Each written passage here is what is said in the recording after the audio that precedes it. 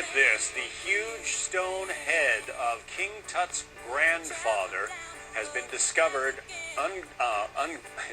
uncovered, I should say, in Luxor, Egypt. It's an 8-foot tall part of a sculpture, part of a statue of the powerful pharaoh, found buried at the ruins of his mortuary temple in Luxor on the west bank of the Nile. Let's talk about what this means with Betsy Bryan, a professor of Egyptian art at Johns Hopkins University. She's joining us on Skype from St. Thomas in the U.S. Virgin Islands. Amenhotep, who was he? Well, he was probably the richest king who ever ruled over Egypt, and he was the father of one of the most amazing characters that has come to us from ancient Egypt, the man who changed his name to Akhenaten and who introduced monotheism to Egypt. He was a king who obviously liked the ladies. He had quite a few wives and married some of his daughters as well. He loved art. He loved images of himself, and the bigger the better. He was in power for, I guess, about 35, 36 years. Compared with his grandson, King Tut, he had quite a lengthy reign, right? He did, and he inherited an enormous empire that stretched from modern Syria to modern Sudan and was completely at peace. So he was able to rest on the laurels and spend his money at ease, building monuments to himself mostly. This sculpture that was just uncovered, I mean, the head itself is about 8 feet tall, and it's my understanding that it was a full-body statue, parts of which had already been found. Is there any indication as to how it was broken apart or why? Well, it's actually one of the mysteries that the team that's working there under Ulrich Sarusian and her husband Rainer Stallman are trying to work out, because there are lots of theories about why these statues and the temple itself were so badly destroyed. Some people have thought that it was an earthquake that did it. Other people have suggested that later kings actually deliberately ruined the place and chopped the statuary up. So one of their hopes is that they'll actually be able to figure out what happened there. In the photo of the head that we've been showing, there's a square recess. Do you know what that is? Is that where another piece of the sculpture was mounted, sort of a mortar kind of thing? Yeah, actually, you're right on the money. That was the top of a cobra snake, which is one of the emblems that the king wears on his brow. And the head of the cobra must have broken off in antiquity, and so they had cut a new piece to restore it. So you were right on the money. Well, it's going to be fascinating if they get this full statue assembled and sort of glued back together, which I guess is their goal, huh? That is their goal, and of course this is only one of a whole series of statues. They had these stood between columns in the temple, and each one of them was 30 feet high. Wow, and he had a total of something like 24 of these. Yeah. Betsy Bryan, good to talk to you. Thanks. Thanks. People living in equatorial Africa are living in a hot environment. The skin must have been able to sweat very efficiently so that people could keep cool.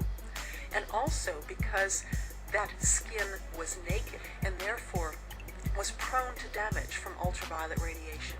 And so the skin of our ancestors was dark, full of the natural sunscreen, melanin.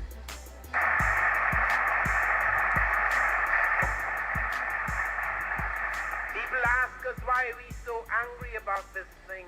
Why are we so worked up about it? What does it matter? It happened thousands of years ago. Why does it matter? And the question arises, why does it matter to them? How did ancient writers describe the ancient Egyptians? Tous les écrivains grecs et même romains de l'Antiquité ont déposé dans le même sens pour nous affirmer que les anciens Égyptiens de leur époque, pourtant qui étaient déjà très métissés, étaient des Noirs. All the writers of ancient Greek and ancient Rome agreed that Egyptians of their epoch, of their time, were in fact black. Or, cette Égypte-là, c'est l'Égypte de la fin, donc de la fin donc de l'histoire égyptienne. But these were the Egyptians of the end of the great Egyptian civilization. Et je suis curieux, ça fait donc une période de 900 ans. For a period of some 900 years, beginning at the 4th century before Jesus Christ and going through the 5th century after, the Greeks were constantly witnessing to the fact that the Egyptians were black. Donc, les Égyptiens sont considérés comme des Noirs depuis l'origine jusqu'à la fin de leur histoire. So they would be considered black from their origins, from their beginnings, all the way to the end of their civilization, as is indicated by the first king. It's like Tired of the bullshit, we should get back on the throne. Everything seen happen alone. All one, strength isn't measured with guns, but self-grown, personified embodiments of the sun. Rays are ultraviolet from a lit burning pilot. Many people are silent in the world full of violence. Makers of mischief, mischievous misfortune. Feed my own others in coffin. Are they keeping the seeds of these abortions in the laboratories underground? Use caution. Break down fish and bread in small portions. How many earthquakes it takes till them hearts soften? More statues and pyramids are being found. On the hunt are them certified bloodhounds. Still standing on the square, symbolizing the circle. These words heard everywhere. Everything changed, we're here to regain our unified front so the legacy remain. Builders of Sidonia, Mars civilization. We enlighten the whole planet with education. Lost in separation, chemicals and vegetation.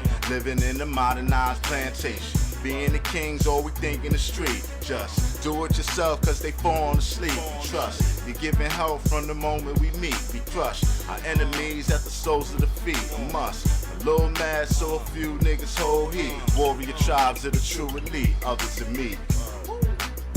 Eternally we glisten. It's time we stand for something, no longer ass kissing. So now the mass listen. This ain't bass fishing. All of a sudden family animals end up missing. You see the flies on the poles with a number. The girl from Wonder Years shape shift and that's a bummer. Star Wars, Star Trek, reality.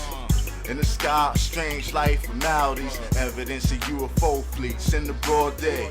Say you, say me, as Lana would say. You came knowing our music would change. There are many different tones in the musical range. In the twilight zone, bright, radiant, strange beams of inner wisdom exist before name.